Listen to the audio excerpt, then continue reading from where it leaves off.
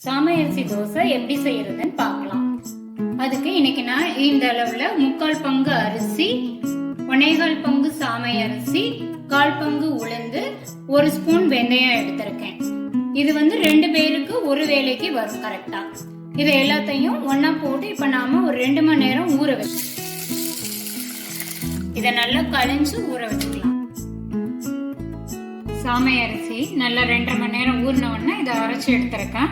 இப்படி கொஞ்சம் நெருன்னு அரைச்சி எடுத்துக்கணும். அப்பதான் நம்மளுக்கு இட்லி தோசை என்ன பண்ணாலும் நல்லா வரும். இதுல கொஞ்சம் கல்லுப்பு போட்டு கரைச்சி எடுத்துக்கலாம். கரைச்சி வச்சதுக்கு அப்புறம் 10ல இருந்து 12 மணி நேரம் ஆகும். இதுல உள்ள சாமை தோசை மாவு நல்லா புளிச்சு ஊத்துறதுக்கு ரெடியா இருக்கு. இப்ப நம்ம தோசை ஊற்றலாம்.